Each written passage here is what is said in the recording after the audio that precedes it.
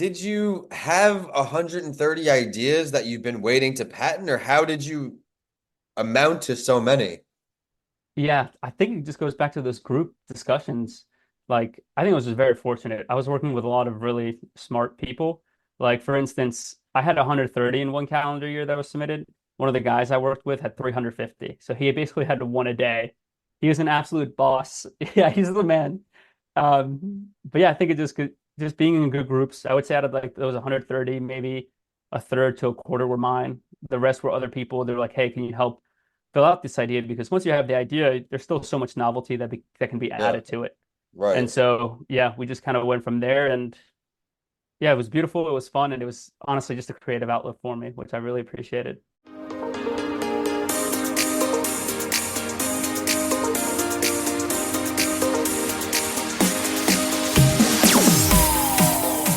That entrepreneur show, we are back with an incredible journey ahead.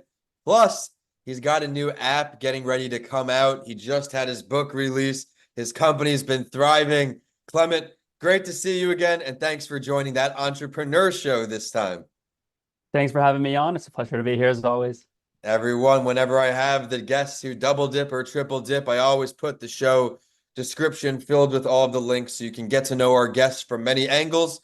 He was on Writing with Authors, where he had a new book come out recently. I'm sure we'll touch on that. He was on a mental health break, very powerful story there. And now today on that entrepreneur show, we get to dive in. We are going to start with the app, but we're also going to discuss corporate life balance, how he started his business, some product design and manufacturing talk that can get a lot of people excited as they're looking ahead, growing their company. But if this is your first time with us, I do have to thank you so much for stopping by. This show has been going since the end of 2019 with powerful story week after week. It's led us here today to his story. I mentioned not as only is the founder of Idea Space, he's got this app that I think he said was going into testing soon. Let's talk about first what the app is, and then we're going to talk all about the meat and potatoes, the challenges that you faced getting this to this final point, getting ready to release to the world. Yeah, that's perfect. What an intro, man. I gotta live up to that now. But yeah, the app, it's all under the same idea space umbrella. And essentially it's a personalized long-term meditation teacher. So you'll just chat with the app, however, like you would with like ChatGPT, Claude, or whatever. And the app will continuously talk to you. And at a certain point, you'll want a meditation, and it'll produce two meditations for you to choose from. You click it, and then you just have a personalized meditation on the spot. And then you can have access to your chat history to see all your different chats in the past. You can favorite meditations for easy access. And of course, there's a progress tab where you can set your goals, reflect with kind of all of your progress to date. You have milestones that you want to hit, stats, insights, and then a calendar that shows you how you've been meditating over the past couple of years. I love it. Well, congrats on the success once again. What was the motivation to put all of your expertise over the years into this app? That's a good question. So as you know, I started with a book, and so for me, like the smartest people were always like physicists. And so like I wrote a book and try to emulate as many of the same principles that physicists talk about, right? And if you want to learn more about that, check out that episode in the links Yes. below. I got you. But yeah, so then after doing that, I was just like, all right, well now the smartest people are people who build apps. So I was like, all right, now I gotta try to build an app, and I have a hunch that once this gets done, there's going to be a new hole that needs to be filled, and the smartest people are those that do hardware, and so try to move on to that. And then the smartest people are the ones that launch rockets. So move into that. I don't know. We'll see how that plays out, but that was kind of like the inspiration, trying to just pursue passions that I thought were interesting and fun. I love the ambition. It sounds like you're leveraging AI to fit your business structure. Am I getting that right? Yeah, 100%. So the text is all ChatGPT based, or you could use Claude or Llama, whatever model you want. And then the text to speech is 11 Labs, which honestly is a tremendous company. They've really nailed down how to do the text to speech where, like, if you played it for someone, it would pass a Turing test, which is this idea of like you don't know whether it's a computer that's doing it or a Wow. human, which is pretty impressive.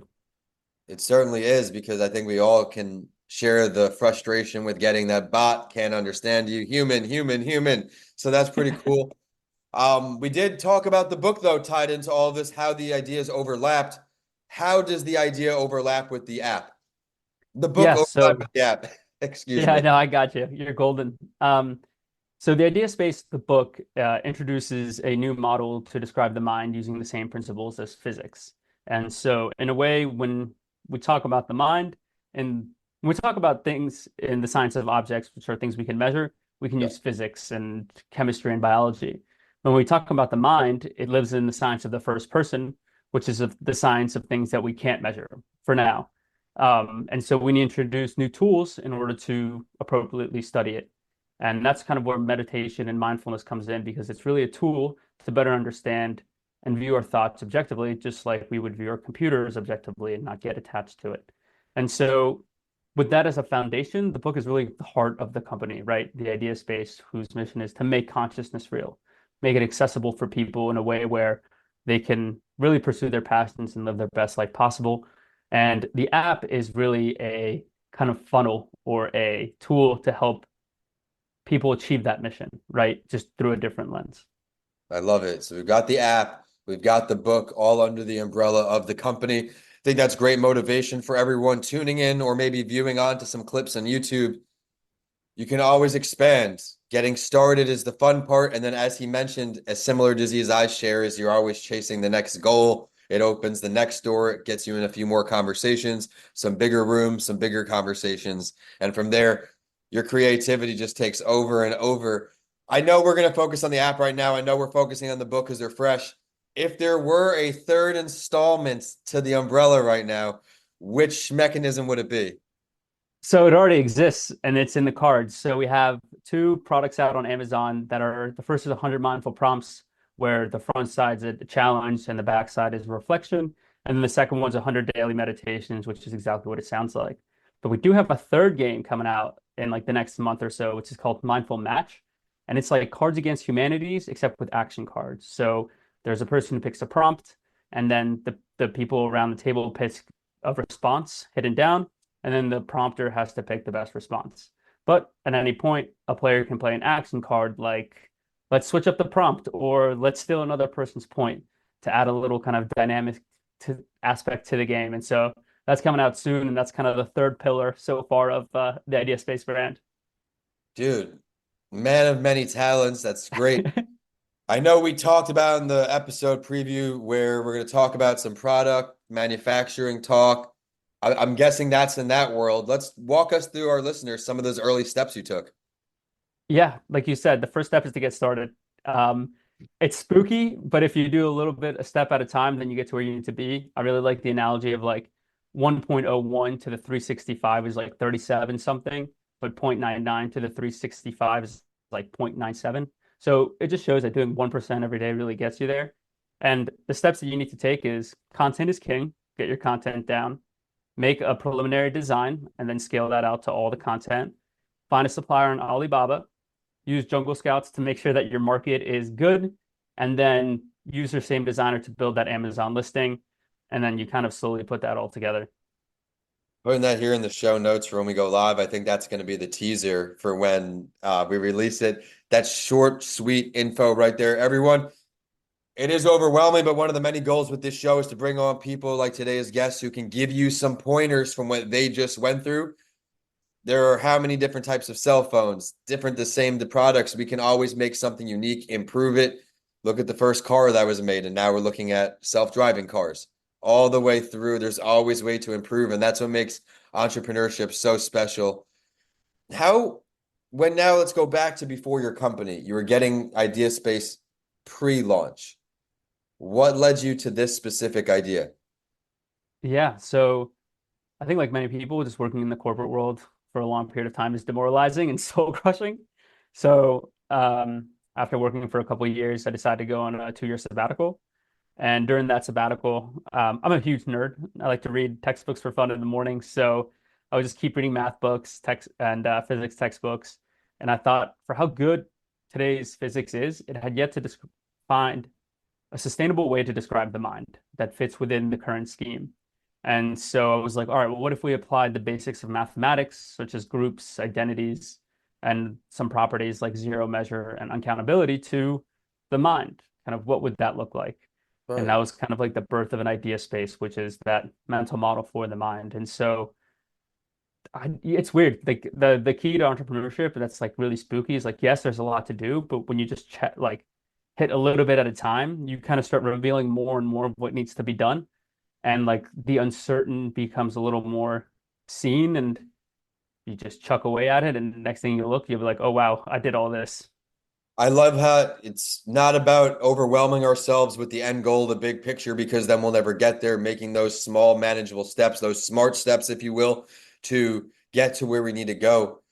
We know that it's not easy to live life you're living, continuing to chase, because we have to take care of our mental health. I know this is a business show, but without mental health, we don't really have our business. We're not able to act our best, add value the best, research in your case the best. Other than meditation, what are some things you do that help optimize each day? Yeah, it's a great point. I like to view it as like the house of happiness. So as your base, you have meditation and mindfulness, because if your mind isn't there, the rest isn't going to fall in place. On top of that, the second foundational layer is sleep. If you don't sleep well, the rest is going to go by the wayside as well. So if you want to get better sleep, I recommend reading Why We Sleep by Matthew Walker. And then from there, we have two pillars: exercise and nutrition. Exercise helps you just clear your mind, honestly, and then like just feel good about yourself. And you are what you eat. So that's one fairly self-explanatory. And then the roof of your house is happiness, right? And happiness is the end goal in my mind for many reasons, but one of the biggest ones is a quote by Charles Darwin, the father of evolution. He says, when we look at the survival of the fittest, it's the strong, the happy that survive and multiply. And so the fact that he was able to see happiness amongst other species, and that those species were the ones that were able to eventually reproduce and pass down their genetics, which seems to be one of the primary reasons we're here on this magical universe. Um, I thought that was very fitting. And then, of course, social life and a lot of the other things comes in as a secondary tier to those four pillars. I love that. Did you have any Darwin influence in your book? Did any of his philosophies make it in there? Definitely. I think just the overall concept of evolution and seeing how ideas can change over time, and a lot of fractal stuff, which I don't know if he was in that world per se exactly, but I think there's definitely some similarities to be drawn between the two. Yeah, I certainly can agree. I'm going to put you on the spot in a little bit to read a little bit of your book if you got one nearby. Give us a preview. Do you have one? Yeah, let me get it. It's hiding Yeah. underneath one of these. Oh, I think that it would be really cool because now that we're tying in how the app is related to your business, how the book is related to your business, I think if you have a small excerpt, a page or two somewhere that can really continue to add value to our audience. I know this isn't a regular topic that comes on the show. So if it can add a little more value to all of you out there today, I think we have the guy to do it. let's do it. I'll pick it from the introduction because I feel like that's fitting. Perfect. All right. Math and physics are real world magic. They give humans the ability to describe the world in a specific language, which then allows us to mold our life the way we see fit. Even with all the scientific discoveries to date, from gravity to DNA to satellites to black holes, it is fascinating to realize the mind itself remains an enigma, even though we use it every day. Although we think we are masters of our domains, rogue ideas continuously bombard our minds to make us reminisce about the inaccessible past or even create fictitious scenarios about the imaginary future. Some of these daydreams are pleasant, some unpleasant. In all cases, they take us away from reality or the present moment. The idea space explores the scientific foundations of your minds to awaken you to the reality which is hiding in plain sight. As an ancient once said, the true things of things is not hidden. From ancient times till now, it's always been obvious. So that's kind of a little teaser into the book. Very, very well done. Everyone, that book is online. Just Google it, go on Amazon, wherever you can order that book. I just love the passion that you put behind all of these efforts, the way you're reading it. It's truly remarkable. Is this a book that's set up for a sequel at some point, or is this a standalone book? Good question. I think for now it's a standalone book just because the ideas in it are deep, but I think there's definitely ways to explore it. So once you have this scientific concept broken down, you can see how the idea space applies to wellness. So then you can have a whole book on wellness. You can Okay. also see how it applies to business and see, okay, how do we look at business objectively? And then you could even have one on philosophy, was like, all right, how do the empires of the world rise and fall over time through the lens of the idea space? And I think through all of those lenses, it just allows you to view your mind objectively and view those concepts objectively, which is a good way to live a happy life in my mind. I love just continuing to forecast your future, putting these little seeds out there. Truly an incredible episode. We even touched on the product design and manufacturing, but we didn't touch on the patent process that you went through. Let's talk a little bit about that. Yeah, for sure. So back when I was working in the corporate world, I submitted 130 patents in a 1 year span.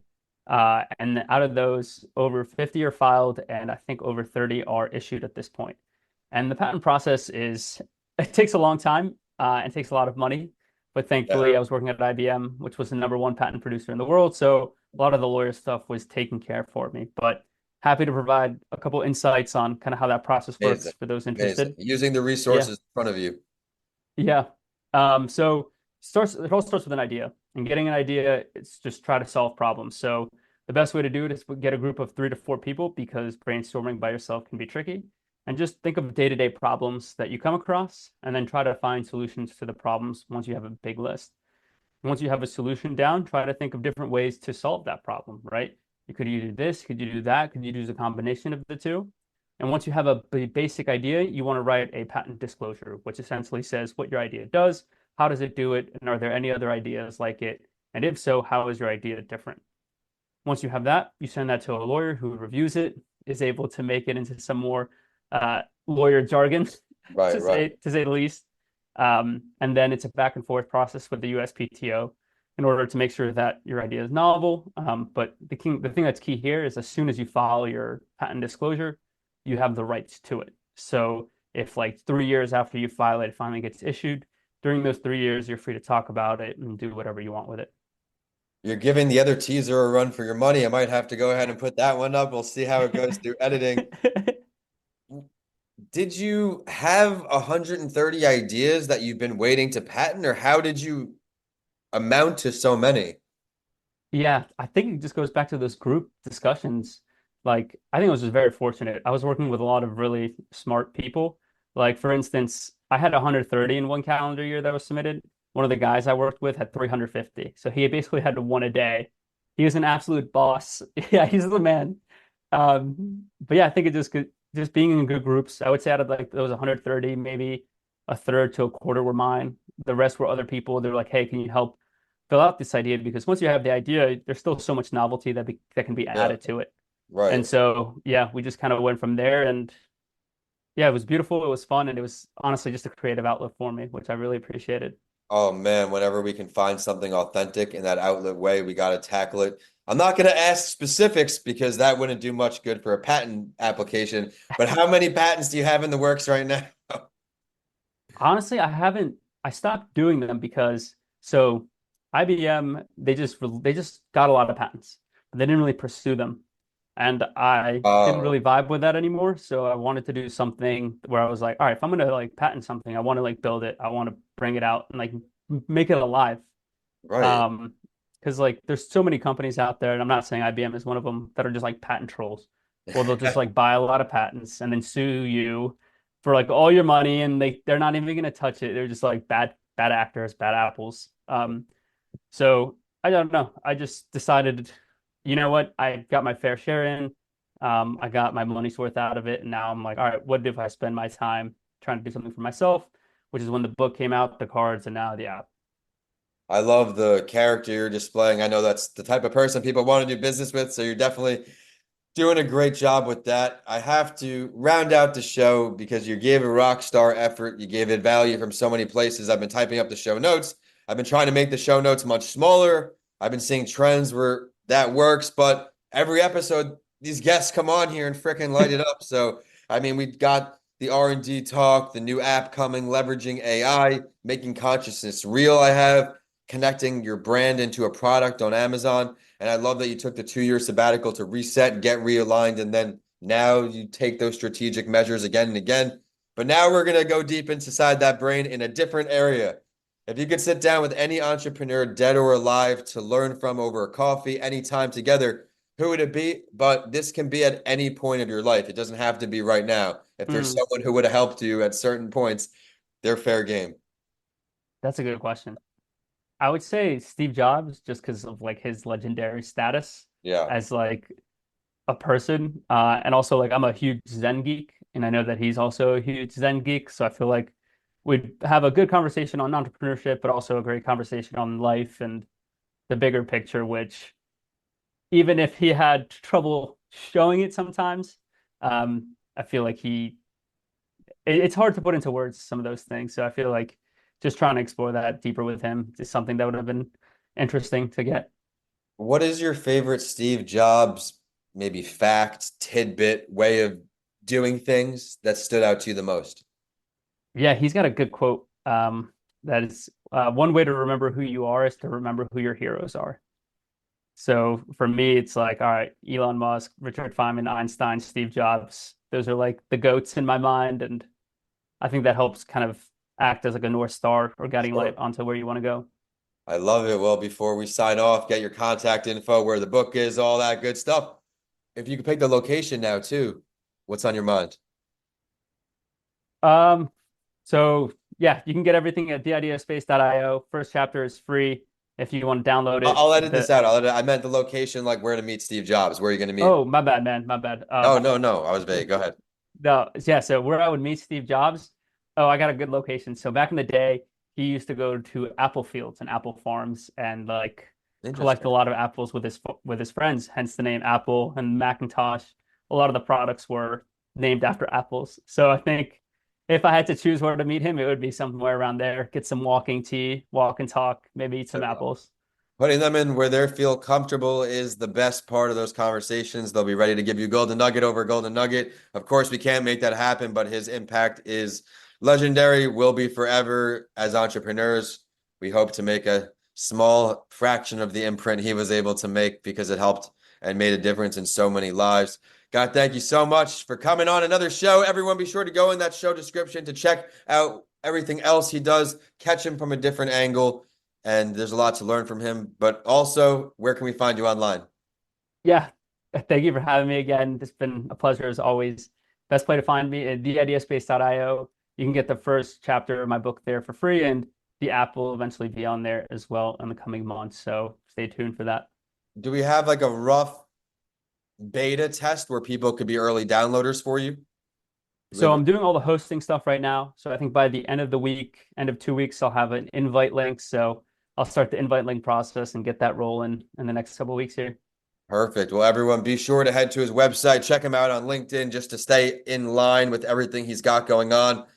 As you caught wind of today, there's going to be new thing, and he's going to continue to change the world piece by piece. So again, thanks for all you do. Thanks for your time here. The show is at That Entrepreneur Show on all podcast platforms. Remember to subscribe and rate 5 stars if you enjoyed today. I am at Vincent A. Lancy on all social as well. You can check me out there. But today we had another great show. This week, we have 2 shows coming out. He's got a lot going on in the near future with that app, so we had to expedite things.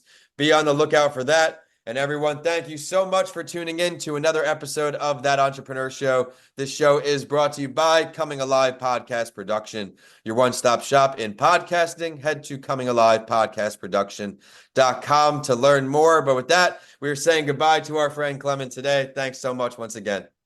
Thanks for having me. Have a good one.